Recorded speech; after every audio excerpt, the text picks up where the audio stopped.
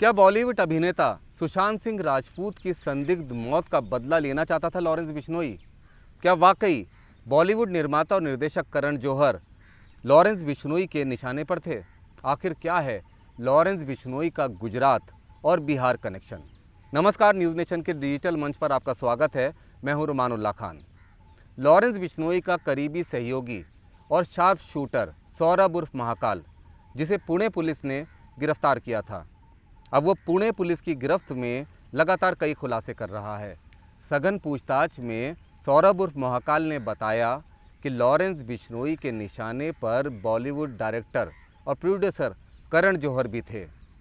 दरअसल सौरभ उर्फ महाकाल के मुताबिक सुशांत सिंह राजपूत की संदिग्ध मौत के मामले में लॉरेंस बिश्नोई काफ़ी दुखी था। वो उसका बदला लेना चाहता था और वो सुशांत सिंह राजपूत की मौत के लिए करण जौहर को जिम्मेदार मानता था। उसका ऐसा मानना था कि नेपोटिज्म और भाई भतीजेवाद के चलते सुशांत सिंह राजपूत को इग्नोर किया गया था और इसी वजह से उन्होंने अपनी जान दी।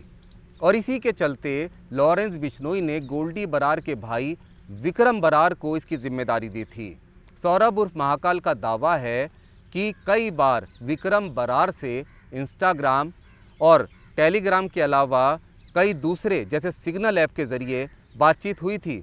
इसमें विक्रम बरार ने पूरी प्लानिंग की थी, कई लोगों की हिट लिस्ट बनाई थी, जिसमें सलमान खान के बाद टॉप पर करण जौहर का नाम था। सौरभ उर्फ महाकाल का कहना है कि लॉरेंस बिश्नोई के टारगेट पर करण जौहर थे और इसी के लिए विक्रम सिंह बरार, जो कि ऑस्ट्रेलिया में है, गोल्डी बरार का भाई है, उसने जो हिट लिस्ट बनाई थी उसमें करण जौहर का नाम रखा था और करण जौहर को निशाना बनाने के अलावा शुरुआत में उनसे धमकी देकर 5 करोड़ रुपए वसूलने की प्लानिंग भी थी।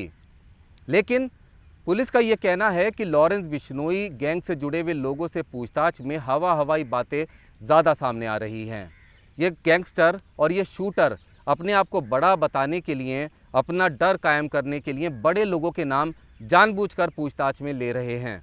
इससे पहले सौरभ उर्फ महाकाल ने खुलासा किया था कि सलीम खान साहब, जो सलमान खान के पिता हैं, उनको बेंच पर जो चिट्ठी मिली थी जिसमें जान से मारने की धमकी दी गई थी, वो विक्रम बरार के कहने पर उसी ने रखवाई थी और इसके लिए राजस्थान से 3 लोग मुंबई आए थे।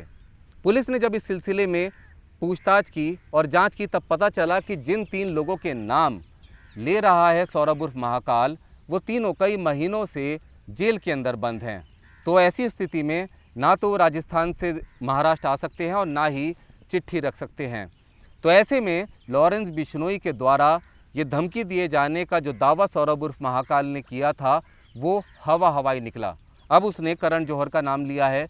इसकी जांच कर रही है पुणे पुलिस और साथ ही इसके बारे में जो एजेंसीज़ सिद्धू मूसेवाला की हत्या की जांच कर रही हैं या लॉरेंस बिश्नोई गैंग से जुड़े हुए लोगों की जांच कर रही हैं, उनको भी इस बारे में जानकारी दी गई है। इधर लॉरेंस बिश्नोई पंजाब पुलिस की रिमांड पर है। शुरू में उसने सहयोग नहीं किया पूछताछ में, पुलिस को सवालों के जवाब नहीं दिए, जिसके बाद पंजाब पुलिस ने अब प्लान बी शुरू किया है। अब सख्ती से लॉरेंस बिश्नोई से पूछताछ हो रही है और जैसे ही सख्ती से पूछताछ शुरू हुई, वैसे ही लॉरेंस बिश्नोई जांच अधिकारियों से राम राम या भाईजी करके बात कर रहा है और तोते की तरह तमाम चीज़ें बता रहा है। सूत्र बता रहे हैं कि लॉरेंस बिश्नोई ने प्लान बी के तहत पूछताछ में पुलिस को गोल्डी बरार का पता बताया है। इसके अलावा कनाडा में जो उसके और सहयोगी मौजूद हैं, उनके बारे में तमाम जानकारियाँ दी हैं। लॉरेंस बिश्नोई की पूछताछ के आधार पर कई लोगों को गिरफ्तार भी किया जा रहा है। कई लोग पुलिस की जानकारी में आए हैं, उसके रडार पर हैं। विक्रमजीत बरार के बारे में भी लॉरेंस बिश्नोई ने कई अहम जानकारियां दी हैं। लॉरेंस बिश्नोई ने इस बात को कबूला है कि उसी ने सिद्धू मूसेवाला की हत्या कराई, क्योंकि पंजाब पुलिस और स्पेशल सेल को ये जानकारियां मिली हैं कि वो लगातार गोल्डी बरार के संपर्क में था, सिग्नल ऐप के ज़रिए संपर्क में था। सिद्धू मूसेवाला की हत्या होने के कम से कम 2 महीने पहले तक उसकी लगातार बात हुई अपने गैंग के लोगों से, गोल्डी बरार से, जिसमें हत्या के आदेश दिए गए थे, रेकी करवाई गई थी। और अब सिद्धू मूसेवाले ने साफ तौर पर सिद्धू मूसेवाले की हत्या मामले में लॉरेंस बिश्नोई ने साफ तौर पर यह कहा है कि उसी ने हत्या कराई, लेकिन वो इस बात से इनकार कर रहा है कि शूटर्स कौन थे इसके बारे में उसको पता नहीं। हालांकि कड़ाई से पूछताछ लॉरेंस बिश्नोई से की जा रही है। जिन हथियारों का इस्तेमाल हुआ था उसके बारे में भी वो गोलमोल अभी जवाब दे रहा है। हालांकि इस बीच लॉरेंस बिश्नोई के जो वकील हैं उनका ये कहना है कि लॉरेंस बिश्नोई को टॉर्चर किया जा रहा है और इस सिलसिले में वो एक अर्जी कोर्ट में भी लगाने जा रहे हैं। लॉरेंस बिश्नोई से लगातार पूछताछ जारी है। साथ ही साथ लॉरेंस बिश्नोई ने पूछताछ में ये भी बताया है कि पंजाब में 2022 में जो विधानसभा चुनाव हुए थे उन्हीं चुनावों के दौरान सिद्धू मूसेवाला की हत्या करने की पूरी प्लानिंग रच ली गई थी। शूटर्स भी आ गए थे और इन शूटर्स को ठहरने का इंतज़ाम एक और गैंगस्टर मनमोहन ने किया था। मनमोहन नाम के इस गैंगस्टर को भी पुलिस ने गिरफ्तार किया है और रिमांड पर लाकर सिद्धू मूसेवाले की हत्या के मामले से जुड़े हुए तमाम राज खुलवाने के लिए लॉरेंस बिश्नोई के आमने सामने बिठाकर भी गैंगस्टर मनमोहन से पूछताछ करवाई जा रही है। मनमोहन ने भी पूछताछ में बताया है कि लॉरेंस बिश्नोई के एक सहयोगी करीबी दोस्त के कहने पर उसने रेकी करवाई थी सिद्धू मूसेवाला की और जो शूटर्स थे उनको ठहरने के लिए पनाह दी थी। हथियारों का इंतज़ाम भी वो करने जा रहा था। इस बीच लॉरेंस बिश्नोई लगातार तमाम राज उगल रहा है। पंजाब पुलिस को काफ़ी कुछ जानकारियां मिली हैं, कई कड़ियां जोड़ने की कोशिश में भी पंजाब पुलिस जुटी है और इस दौरान लॉरेंस बिश्नोई का एक और सहयोगी गैंगस्टर सुनील राठी उसके 3 शार्प शूटर्स को गुजरात के मुंद्रा से दिल्ली पुलिस स्पेशल सेल ने गिरफ्तार किया है।